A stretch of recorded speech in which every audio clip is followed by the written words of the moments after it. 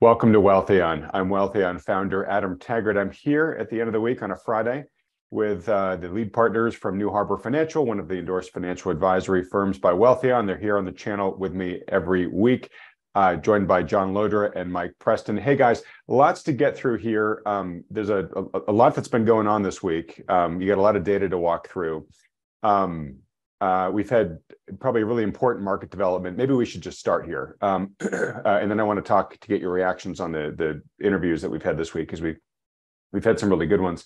But for many weeks now, we've been warning about what a narrow market this is, right? How most of the trading has been sort of hyper concentrated in just the fewer than 10 stocks that make up a hugely disproportionate percentage of the market value in the S&P and the NASDAQ.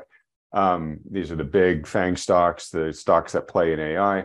And you guys, amongst many of the other experts on this channel, have been warning that that's a very unhealthy sign when the market gets that concentrated. Now we're all of a sudden beginning to see rotation into other parts of the market, small caps as well. Comment on that. What's going on, and is this a good sign or not? John, why don't we start with you?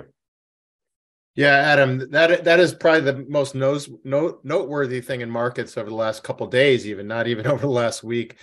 We have been talking for quite a while about the narrow leadership in this market. We have a chart that we can share with you here just to kind of reemphasize what this year looks like. And I think Mike has some charts he can pull up that we'll speak to.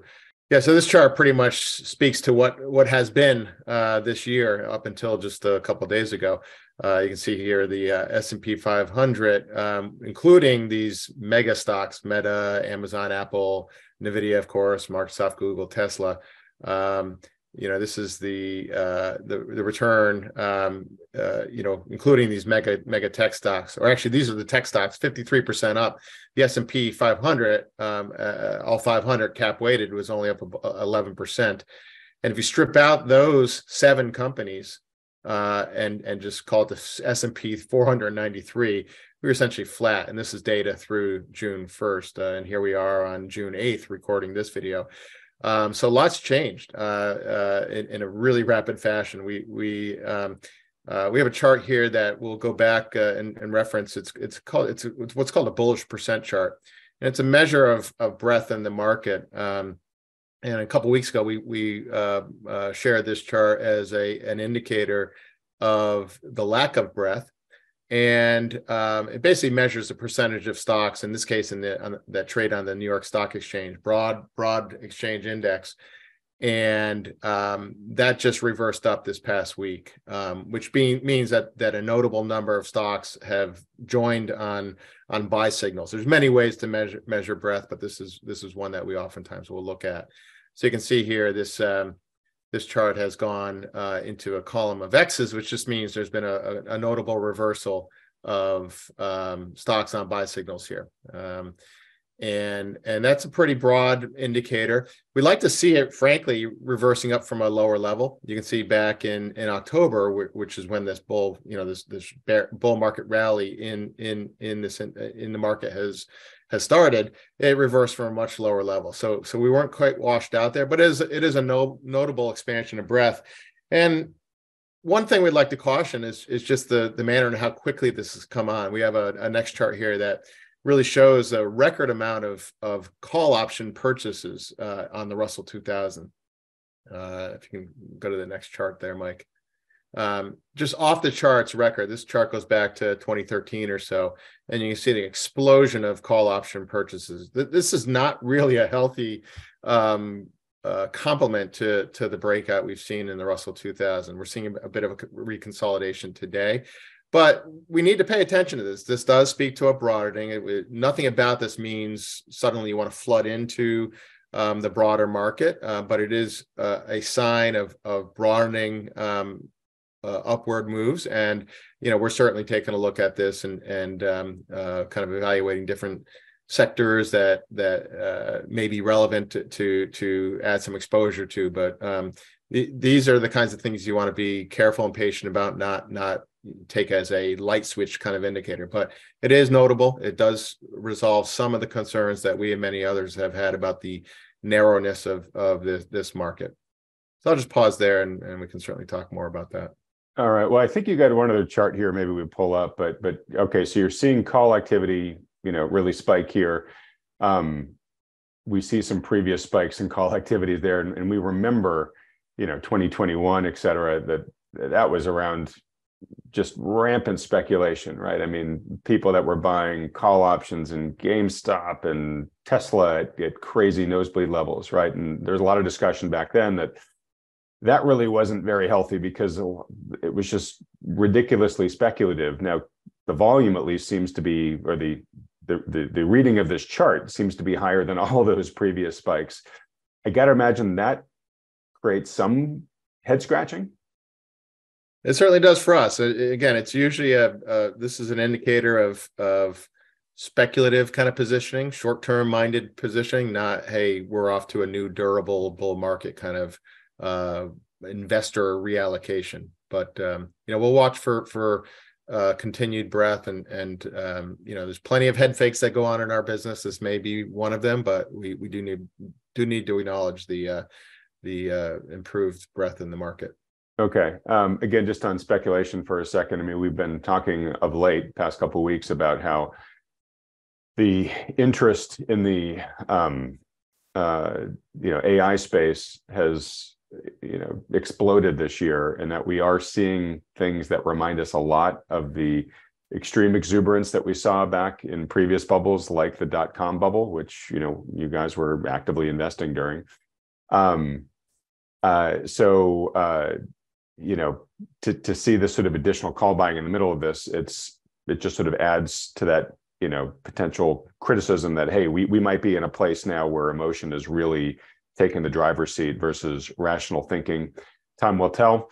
But there was a chart that maybe we can put up and just talk to you real quick, which was the percent of unprofitable companies in the Russell 2000. So John, you're saying that capital is now flowing into these other parts of the market. Okay, that's good from a breadth standpoint.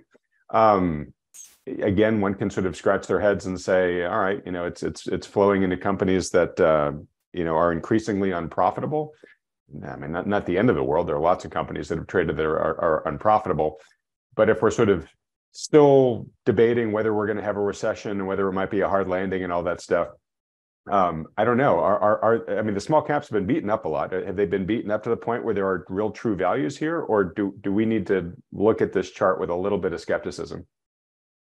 Yeah, Adam, it's and here's the chart here. We still are in a backdrop of very extreme valuations, and things haven't materially changed in terms of the broadness of the financial profiles of in this case, the Russell 2000. This chart goes through 2022. You can see a pretty dramatic, steady rise in the percentage of companies in this index that are so-called zombie companies. Basically net cash negative on a cash flow basis. This is still at a time where we are seeing more pronounced indicators of likely recessionary type forces taking root. We'll talk a bit about kind of the jobs picture that came out last Friday, which the market cheered, and some of the counter data has come out this week. But we've seen a pretty market trend in corporate margins starting to kind of take a hit down, and we don't think this data has resolved itself. We're still very lofty valuations, and particularly in this index, there's a pretty high percentage of zombie companies that have been enabled over the last decade by just the ultra cheap cost of capital, and that's still the interest rates that we have seen flowing through that have risen over the last year really are just starting to flow through the economy. Corporate debt refinances, commercial real estate debt rollover. We're starting to see data points that's really becoming a sting in kind of the cost of capital and the financial footing of these kinds of companies. All right. Well, gosh, when was it? Maybe 5-6 months ago in this program, We had David Traynor on, who his firm follows basically zombie companies. That's what they track. We had a really interesting discussion about how many zombie companies are out there, and honestly, this was probably several hundred basis points ago in terms of Fed funds rate hikes. So I am kind of curious to see what he has to say about the prospects for the substantial fleet of zombie companies that are out there. Folks, if you'd like to maybe have him back on the program here, let me know in the comments section below. If there's enough interest, I'll invite him back on. All right, John. Adam, I think you might have called out some data in your kind of tweets in recent days about the uptick in bankruptcies, right? I think we're starting to see corporate bankruptcies start to kind of notch up a bit, and that would kind of flow through with this data that we're seeing here, as not being a entirely healthy environment. Yeah, well, so I mean, look, the bigger picture here is really, what's going to happen from here, right? We have this really big disconnect, as we've been tracking every week, between the underlying fundamental data largely, which still looks pretty grim. We had some reports come out this week. Initial jobless claims just came out, and they've ticked up. They're at a new multi-year high at this point. So the trajectories we've been tracking of initial claims is they clearly bottomed late last summer. They've been rising ever since, and now the pace of increase seems to be increasing here. So the trajectory isn't good. We're still closer to, record low levels than we are getting into, troublesome territory yet, but the trajectory is concerning at this point in time. And we had the latest ISM services data come out, which everyone has been saying, okay, that's really been propping up the economy. It's been looking strong. All of a sudden, we're seeing that data begin to weaken again. One data point doesn't necessarily make a new trend, but it definitely caught people by surprise here. So, the question is when you look at that data, but then of course you turn to the markets and you see all the bullish activity that we've seen, in general this year, but extremely over the past, month and a half. Boy, there's a real disconnect, and it's all about how is this going to resolve, right? And if the economic deceleration actually really hits, and these zombie companies do start stumbling under the higher cost of capital, and we suddenly start having more job losses, which has been that big bulwark, that's been holding us back against recession. A lot of people have pointed to and said, hey, as long as jobs are strong, we don't have to worry. Then it's a totally different ballgame. So, we're going to see what the data says. As Peter Boockvar said in my interview with him earlier this week, which we'll talk about in a minute, things are very muddy right now, and I agree with him. It's really hard to see clearly right now. But that big disconnect seems to be getting even bigger just this week with what you've just talked about, John. It's going to be very interesting to see how that resolves. Indeed, it will. Yeah. All right. So. I know we got a few other things data-wise to talk about, but real quick, let me just take a detour through the interviews we had this week. Love to get your guys' top-line reactions to them. Maybe let's start with Peter Boockvar's. Mike, I'm coming to you with this. So, great discussion with Peter. Said a lot of great things. What sticks out in the top of my mind is, when pressed on his outlook for whether we're going to have a recession or not, I think he said 99.9% sure we're going to have one. So that's about as close as you'll hear a macro guy coming to say, to give you an absolute guarantee. He thinks it's much more likely to be a hard landing than a soft landing for reasons we went through there.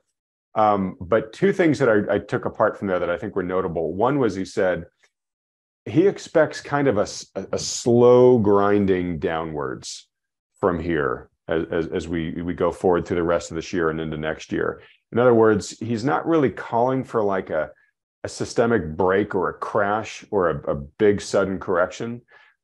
He doesn't think it's going to be that type of dynamic this time around. There are cross currents, but net they're to the downside. And so he just thinks that we're just going to be in this just slog going through the ground. So I kind of said, okay, so you're not talking about so much of a hard or soft landing.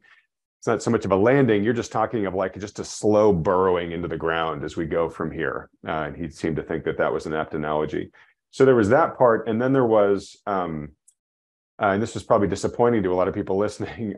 We talked about housing, and he said, look, there's, yes, obviously a lot of reasons why home prices should come down, but there are a lot of factors too that may delay the reckoning enough that it might not really be a big reckoning, and that those who are, saying, hallelujah, we're finally at a place where the housing market's starting to correct, and we have these high mortgage rates, and they're eventually going to pull prices down over time. It just might take longer. We have unaffordability, and buyers are going to go on strike, and if we have a recession, that's going to make it all worse. Yeah, he was like, look, he's like, my heart's with you guys, but I'm just not certain that it's going to work out that way. And the people who were sitting on cash waiting to get a really great deal on a house might be disappointed. I didn't particularly like hearing that, but again, it doesn't matter what I think. It matters what the market does. So anyways, Mike, I'm curious, what else did you take away from the interview with Peter? Yeah, Peter basically said, like you said, that there's in his view, 99% chance of recession. We think that's right. We might already be in a recession. But as far as housing goes, he essentially says, and I don't know if he used this word exactly, but it essentially says it's a terrible time to buy a home. Well, it is. It is the. I mean, CNBC just recently ran a report that said it is the worst time ever for first-time home buyers to buy a home right now. When you combine the still very high prices and the high cost of financing, it is literally the worst time it's been in living history. Absolutely. He said 70% of people, I think is the number he used, have a 3% or lower interest rate, and 90% are at 4% or lower. So, the market's kind of locked up. We had this huge expansion of all asset prices that clearly included housing. And then we saw rates go from 2 or 3% up to 7% on mortgages. And yet home prices by and large are sitting there on this plateau. And frankly, the stock market is too. Seems like a permanently high plateau in asset prices. It probably isn't. But new buyers are being priced out. And who knows how long this is going to take to work through the system. People can't move. Not only can young buyers not buy, but people that own these houses can't move. Certainly if they have a mortgage. If they're cash buyers, there's not much of a problem. But a lot of people own mortgages. And like we just said, 90% of them are at 4% or lower. So how are they going to sell a house and buy a new one and go from a 4% to maybe a 7% mortgage? That's going to be a huge jump in prices. So or monthly payment, I should say. So yeah, they're locked in and new buyers are locked out.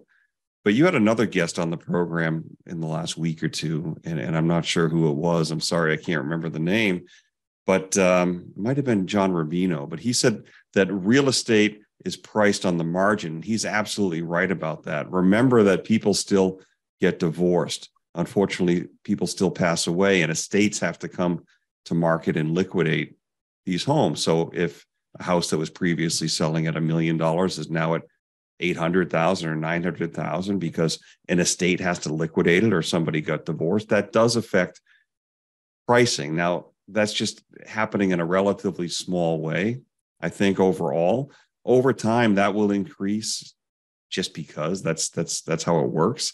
And these things will work through the system. I think that the market will move lower. It may coincide with an S&P market drop.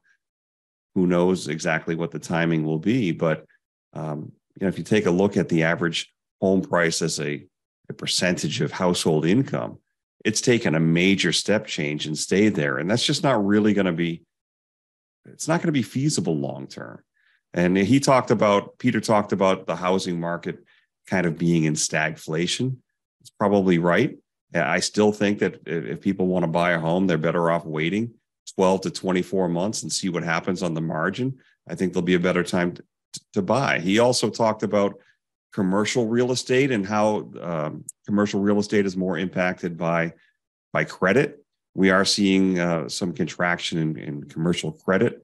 I do believe that your other guest, Tavi Costa, talked about that. We're seeing tightening lending standards. We're seeing commercial credit drying up a little bit. So commercial real estate may be impacted more. And Peter also talked about the stock markets and the relatively narrow breadth, which we already talked about on this video. And he said there's essentially two markets: the S&P 10 or the top 10 stocks in the S&P, and then the other 490 companies. So there's been very narrow breadth recently. We started to see a little bit of a reversal in that just in the last few days. There was a major unwind of tech stocks versus Russell 2000. Even just yesterday, it was strange. The small cap stocks were up maybe 2%, and the NASDAQ was down 1%. It seemed like there was an unwind of that spread trade. We'll see if that continues. And Peter talks about the opportunities outside of the United States more so than in the United States. We think that's probably right. Valuations of emerging markets are very attractive relative to the U.S. companies. He says it's okay to focus on U.S. companies if they have a strong international presence. But we've long favored in emerging markets. They haven't performed relative to the bubble that we've seen in U.S. markets, but we think there's much more opportunity going forward there. He's particularly positive on Asia, talks about China reopening, but he mentions Japan, which you also talked about on this program in the last week or two. Japan could be an opportunity, and we're doing some research there as well. And lastly, I guess I'll recap with a note here saying that the market is turning a blind eye to quantitative tightening. There has been tightening of bank lending standards after we've seen some bank failures, which, by the way, we don't think are over. We've seen a handful of bank failures. There's probably going to be more.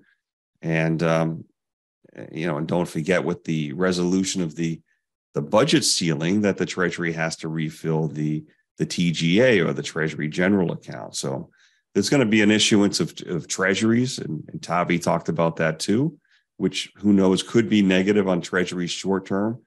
But this is all tightening. It's not loosening. This is taking liquidity out of the system. So all of these things are warning flags for us, for the markets. All right, great summary. And on that last point, there's a lot of interesting developments. So, so Tavi's presentation, which you just referenced, really started with his warning of, the huge debt challenge that we face as a nation generally, just starting with the debt that we have right now. We now have higher interest rates on that debt. But we've been up against this debt ceiling. It just got removed. So that debt's going to start going up really fast. At the same time, we have to refill the TGA, which means we're going to have to issue even more debt. So we're going to issue even more debt with the TGA. And then at the same time, we're still pursuing QT, right? So we have all these things that are both increasing the debt load, but decreasing liquidity from the system. It just places more and more strain on things. And so real quick, Wolf Richter shared a chart here that says that the U.S. national debt spikes by $359 billion on the first day after the debt ceiling was suspended. We're all of a sudden we're off to the races again in terms of adding debt, right? We haven't been able to add it for the past couple of months because of the debt ceiling, but now bang, we add basically over a third of $1 trillion in a single day, right? John, I think you have some charts here that were from Liz Ann Saunders, right? Talking about where the Treasury expects the TGA to be around the end of June. And that's a non-trivial amount of money, right? I mean, that's going to be sucking some serious liquidity from the system in just the next couple of weeks. That's right. I'll share that chart right now. Can you see this okay? Yeah, we see it right there. Yeah. So this is a blow up. So this puts into context, so here you saw a massive spend down of the TGA account while this whole debt ceiling saga played on. And the Treasury is expected for that account to be back at $425 billion or so at the end of June.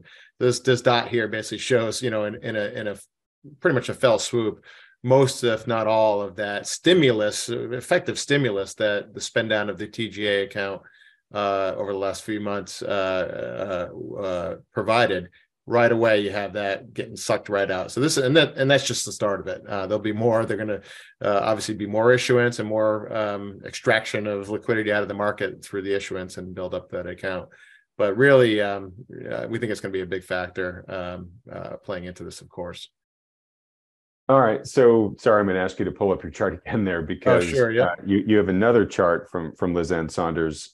So the one of the concerns that we've talked about for a while, right, knowing that the TGA was going to have to refill itself, is that was going to drain liquidity from the system. There are also some things that have been tied to the debt ceiling deal that could also be depressive of economic activity, liquidity, et cetera. One of the big ones is, the repayment of student loan payments, right, which have been in forbearance for, 2+ years at this point in time, right? That's going to impact like 45 million households.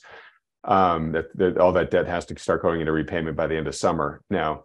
So you have a chart here from pull up the one about the S&P's forward earning yields. So here we go. To the U.S. Treasuries. There it is. Yeah, basically this chart basically shows that the risk premium, if you will, for stocks over bonds, 10-year Treasury bonds, is at its lowest level since 2007, and we all should know what 2007 was. That was the calm before the storm of the great financial crisis. So the bottom line is that the stock prices relative to their yield basically has been driven up so much that we're at lows not seen since 2007 on a comparative earnings yield versus the 10-year Treasury yield. Usually not a good timing indicator to be going headlong into stocks. It's really kind of a contrarian indicator. Yeah, and just to put this in simple terms for people, right? So stocks are riskier than bonds, right? In general, and so the market demands a higher return for stocks normally to compensate for that risk, right? Well, now if there's really no difference in return between stocks and bonds, then a sane thinking investor would say, well, then why do I want to be in stocks? Because I can get the same return in bonds for a lot more safety, right? And now we're talking about these factors that will be depressive of liquidity. That tends to be depressive of money flowing into stocks and whatnot. So you hear that and you say, okay, well, maybe stocks aren't going to perform that well for that reason alone. And then you hear about this new forced debt issuance that we're talking about, and this forced refill of the TGA and all the bonds that are getting sold. Well, you flood the market with bonds, investors are going to demand a higher yield to buy those bonds, right? Because you're just pumping them out, right? So that's just going to potentially exacerbate this ratio to the continued downside. Will it for sure? I don't know. We'll keep an eye on it closely, but sane thinking says it could, right? So to your point there, John, it just, looking at this alone, it's not a super compelling time to get into stocks. And then we just talked earlier about kind of, the mania that's going on right now in the stock market. It seems really poorly matched to this chart. Yeah, and broadly speaking, it's even worse in this chart because as interesting as this data point is, the earnings yield isn't always the best indicator. It's not a very robust indicator of forward returns, and we can look at other indicators. And John Hussman, analyst who we reference all the time because he does fabulous work. Some of his work looks at various metrics that have a very robust statistical, historical, predictive value. And from these current levels, saying nothing about what the stock market does over the next day or week or month or even year, over the next decade, the data would have you reason to believe that and predict that stocks, passively held, broadly S&P 500 for the next decade are likely to go barely anywhere. In fact, likely somewhat negative on an average annual return basis. And that sounds absurd, but it's what happens when absurd valuation levels like we have right now get reached. And that says nothing about that there won't be opportunities, because usually what happens in these kinds of scenarios, there is a a retreat in markets that then give rise to really quite compelling return opportunities. It's just timing is everything. And we're not talking about timing one day to the next. We're talking about, major moves in the market and having the ability and keeping powder dry to be able to enter a larger equity position when return levels are much more compelling. Okay, great. All right. Well, look, I want to get, before we finish up here, I want to get to, how you guys as capital managers are navigating this and whether you've made any, material changes to how you're managing the portfolio in the recent past, given, some of the strength we're seeing right now in the equity market. Before we do that, though, Mike, I want to go back to you. So, I know that precious metals are a core position in the New Harbor core portfolio for many reasons we've discussed on this channel in the past. Tavi's presentation, started with all of the challenges presented by our current debt situation, but then he sort of combined that warning with an outlook that says he thinks we may see one of the best performances, in history of gold going forward from here, and he thinks the timing of that is relatively imminent. And folks, if you're interested in that, go watch the video with Tavi. It's like almost 2 hours long.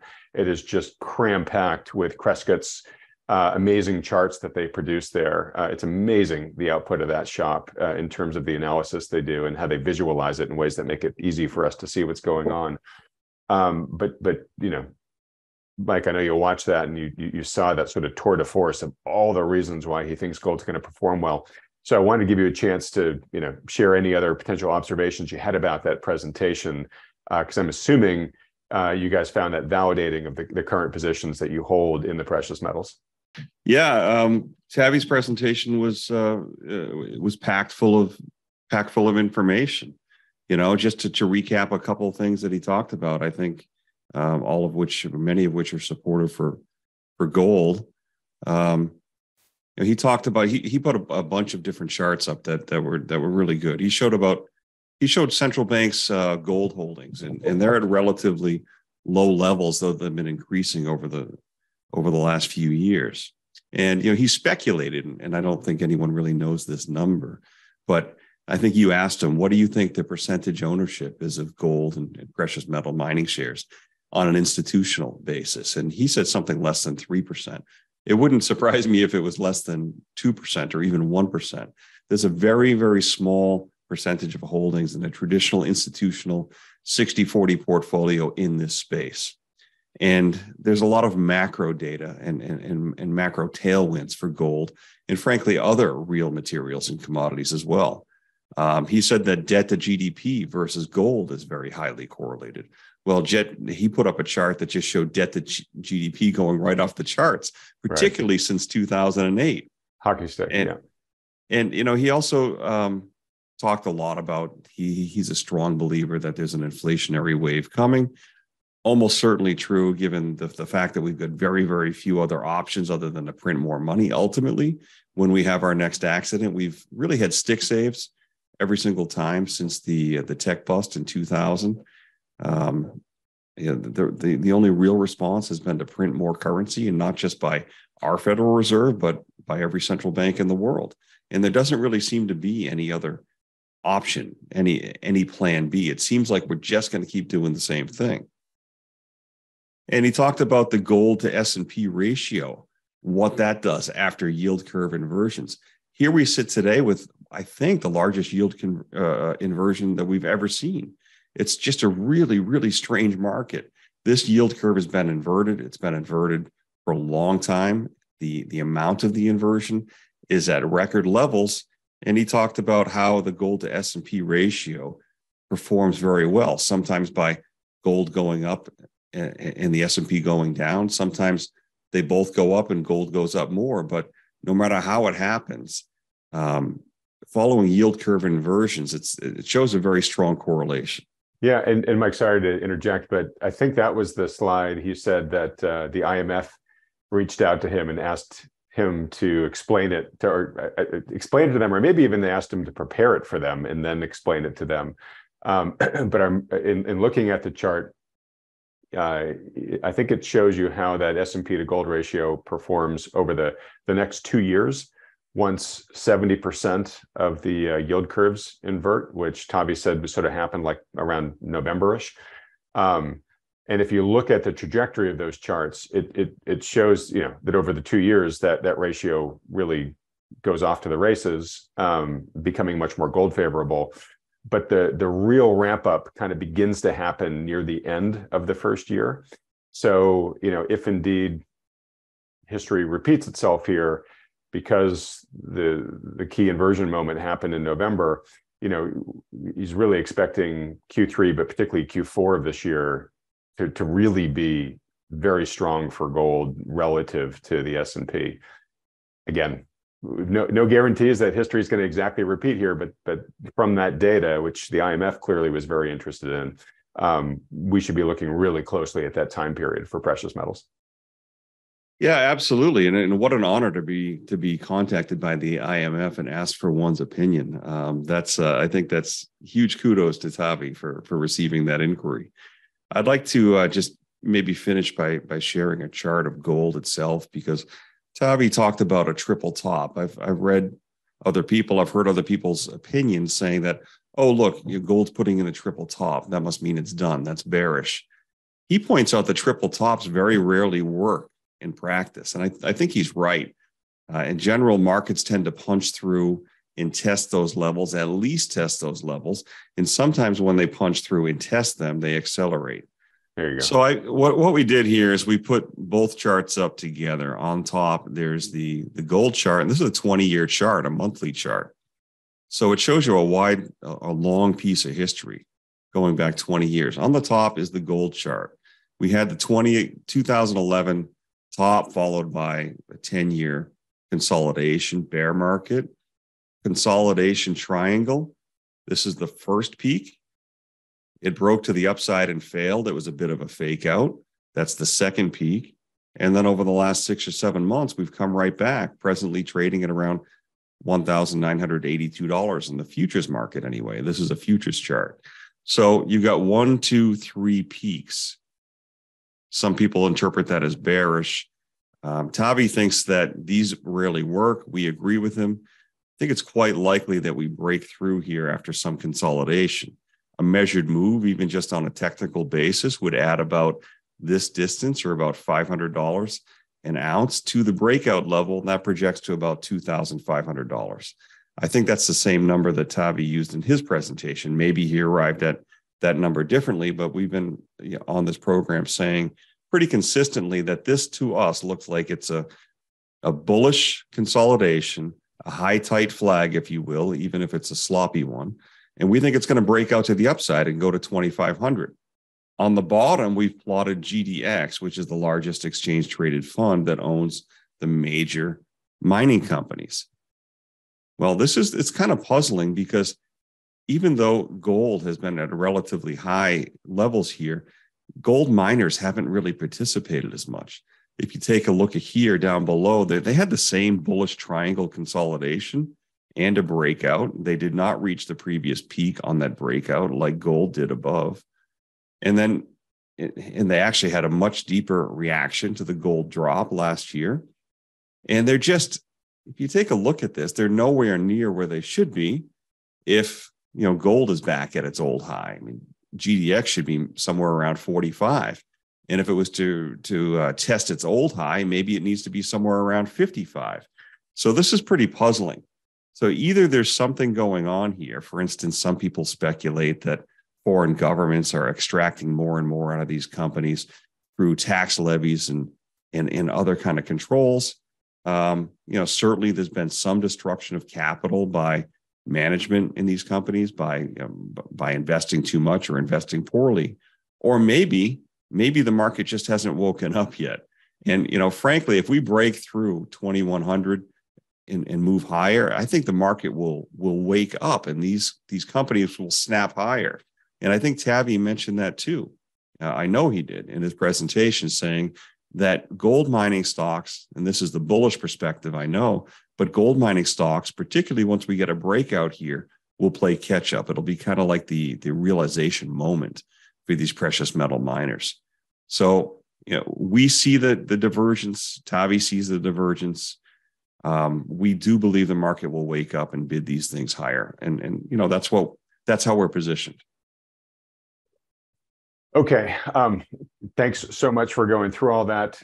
We've talked about this before, but if you're interested in playing the miners here because they're a leveraged play on the price of the precious metals, when they move, they do tend to move really quickly. And so, Mike, you're saying here, hey, given the current difference in performance between the base metals themselves and the underperformance of the miners, if the miners correct to make up for that by appreciating the way they should, given gold's appreciation, you can see a real slingshot event there. And I'm just underscoring this because it's the type of move that tends to happen so quickly. And guys, correct me if I'm wrong, but it tends to happen so quickly that if you don't have your position in advance, it's a hard move to catch. By the time it moves, the majority of the move is over if you were sitting on the sidelines. Mike, just want to make sure I'm not talking out of my ear here. Absolutely. It happens that way, particularly if this divergence is simply because the market's not paying attention, right? And gold breaks to higher. All of a sudden, investors are going to say, okay, how can I invest in this? And money will flood into the mining sector, and it'll happen very quickly. You might see something like GDX go from 32 to 42, in a relatively short number of days. Now, that's not saying that you couldn't buy higher up in the 40s and still make a good return, but it's better if you're a believer in this thesis, if you're a believer in gold, silver, and the prospects for it, it's better to have a position. And we have a position, we have it at least partially hedged because we know it can move quickly, and we really don't want to be out of it because of that. Yeah, and the three of us were in a meeting recently with some precious metals mining investors. And, I took away from that meeting the exasperation of one of the fund managers there, just saying how unbelievably cheap some of these great companies that were in his portfolio. And he was, basically saying, like, I'm super glad for me that I can be buying these things right now at this valuation, but it's crazy that the market is not yet giving these companies their due. So, and very much for a lot of the same reasons that Tavi mentioned in that presentation. So, folks, if you're interested in really diving deep into all the reasons for why there's such a potential great buying opportunity here, again, go watch that interview with Tavi. And if you're interested in this space and haven't been an investor in it before, I do feel the need just to remind people it's a highly volatile space. You really got to know what you're doing if you're picking individual stocks. If you're just doing it yourself, highly recommend you just play with the major indices like GDX, or even better, work under the guidance of a professional financial advisor like the guys at New Harbor that know this space well, track it, can put downside protection in, like Mike mentioned there. That's kind of the bread and butter and superpower that the guys at New Harbor have, is that risk mitigation on volatile positions like the miners. So you can do that, or there's lots of guys out there who follow this space and publish newsletters of their top picks. And I usually tell people, look, rather than as an individual trying to pick the right best company, your focus really should be on trying to pick the right best expert to give you their list of top companies, so that you're, basically letting them find the diamonds, in the midst of all the other garbage, honestly, that's there in this space. All right, John, well, look, coming back to you and beginning to wrap things up here. We talked a lot about,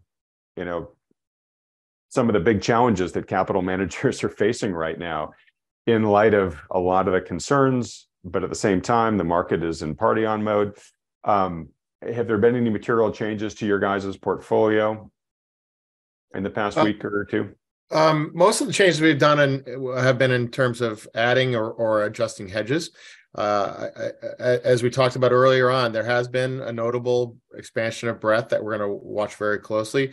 We're looking for some follow through in some sectors like energy, industrials, and some of the sectors that have been laggards. Frankly, we're looking for some follow through on those, and we may very possibly add some tactical exposure there. Probably do so with some belt suspenders with the hedging tools that we have, be it writing covered calls or callers, all circumstantial based upon what we see when we see it.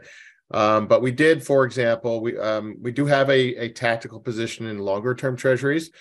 We agree with Tavi in the big picture that treasuries aren't the safety trade that they once were, perhaps, especially with the fiscal situation that we're looking at.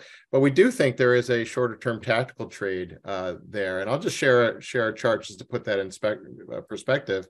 Hey, John, just real quick, when you say treasuries aren't the safety trade they once were, you're talking more about longer dated treasuries, right? Exactly. And when I talk about safety that they once were, there was a time where folks considered bonds and treasury bonds as the counterpoint to equities. When one went down, the other went up, and kind of, in other words, the safe hedge about declining stock markets. That has been distorted beyond belief, in our opinion. But we're in a new regime. The last 40 years, if you look at early 80s through about a year ago, interest rates basically dropped, and that was a great 4 decades to be a bond investor. We think there's been a sea change, to borrow a phrase from Howard Marks, one of the legendary credit investors, where we're going to see interest rates higher for longer. Certainly not static. There'll be ups and downs, but this is not an environment where bonds will have the wind at their back like the last 4 years they've enjoyed. This chart here is a chart of TLT, which is an ETF that holds 20 plus year treasury bonds. We do own a position in this or similar holding to this for clients. And it's not a recommendation to viewers here. Obviously, you want to do this based upon your own situation. But what we've seen here is and this is a daily chart. You've seen a pretty set out range here between about 100 and 110. We're at the lower end of that range. We actually added a little exposure for clients that were underweight our roughly 15% target. And we did add some hedges, though, because if we take out this lower range, it very well could see another revisitation to the low 90s here. So we did put a hedge on at least part of the position where we've bought some put option protection, just a tiny bit below this range. And we paid for it by selling some calls. So we are still very much thinking this is a sound tactical trade. We would not be surprised at all to see that retest the upper range of this bound and possibly break out above it. But we do need to pay attention to the potential breakdown here. And we did add some hedges in that regard. But again, we're really looking broadly across all sectors, and we cannot ignore the valuation and speculative kind of data points we've seen here. But we are looking for improvement in some of the sectors that are much more compelling valuations, have structural fundamental tailwinds, but things like energy, industrials, basic materials, and we're looking for some improvement there. And we may very well add some tactical exposure there if we see some follow through. Okay. Just for folks that didn't see the Tavi Costa presentation and don't necessarily have the nearly 2 hours to sit through it all, I just want to run through Tavi's commentary in terms of his counsel on what to look at and how he's managing his portfolio, because I believe it's largely similar to you guys. And Mike, I'll ask you to validate this. On the short side, he said short the mega caps, the big FANG stocks, the AIs that have had such a big run up, short PE, private equity, short corporate bonds, and short high cost of capital companies. And that's largely because, like you said, John, he's expecting that we're in a sea change. We've gone through a sea change. We are in a new era that's just going to have a higher cost of capital going forward. And then here's what he's long. He's long volatility. He's long commodities. He goes through the major ones, the precious metals we've already talked about. He talked about the electrification metals being in really high demand for a good long time, especially, for many trends, but a big one is all the trillions in government infrastructure spending that's going on. Fossil energy, oil, gas, he thinks are dirt cheap right now, and maybe even going to get dirt cheaper. dirtier and cheaper for a little while, but he thinks that capital is going to flow back into that space again with a vengeance. Agriculture. He talked about biotech for reasons we agreed we'd go into deeper on a different day, but he also talked about, how he's bullish on resource producing economies, particularly economies that produce lots of these commodities that he thinks are going to be in demand. South America is a big region that's rich in a lot of countries like that. Brazil is particularly a country that he thinks is really a high prospect, and that's been doing well of late. I know you guys have some exposure to Brazil, but so Tavi sort of talked about, seeing lots of opportunity outside of the U.S. Peter Boockvar also said that that's where he expects some of the bigger gains to come from going forward, and that's where he's looking at much more closely these days. Mike, I just want to give you guys a quick opportunity to react to that.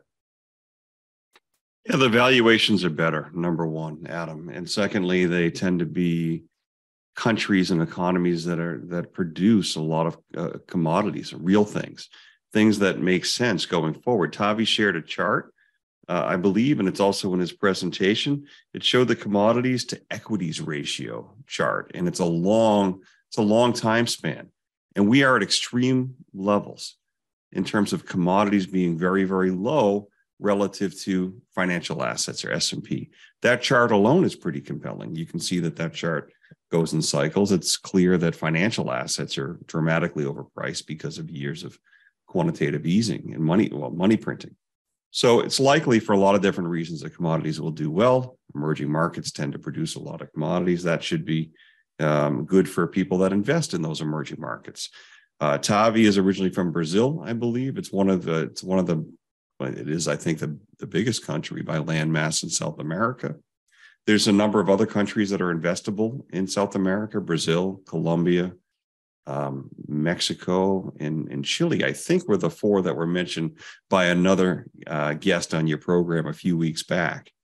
There's exchange traded funds. You're going to get people saying that Mexico is Latin America, not South America, but that's true. The geographers away. Yeah, exactly. Latin but and South countries America that were mentioned. Yeah, Latin and South America kind of go in the same bucket. But you're right, absolutely. Mexico, Brazil, Colombia, and Chile. So there should be lots of potential opportunities there, and there are ETFs that you can buy that have exposure to the whole group. You don't really have to pick a single country. We happen to be in Brazil right now. We really like the chart. We like the fundamentals there. We like the dividend yield, and it continues to perform. And so, lastly, we do remain very, very heavily in cash equivalents. I guess I'll point that out. We're over 40% in cash equivalents. We're probably going to be putting a little bit of that to work pretty soon with some of these short-term technical indicators reversing up. We're not at all bullish in the intermediate term, certainly not long term, but this market has refused to go down, and some of the short-term indicators are pointing up.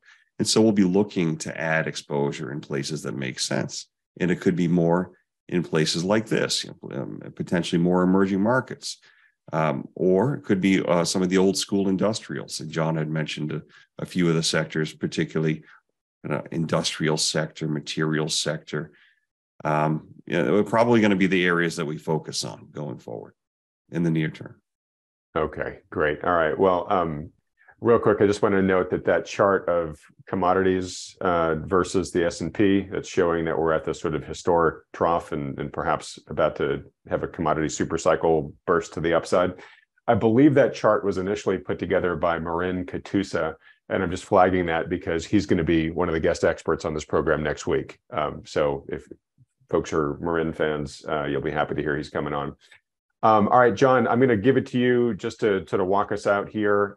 Any bits of parting advice for viewers, especially based upon the conversations that you guys are having every day with clients and potential clients calling you, and just anything reflective of the gestalt of the mindset of the people that are reaching out with questions or concerns these days? Yeah, sometimes we can get buried in charts like we did today, and sometimes that's helpful. But it all comes back to the people and the lives that our clients live.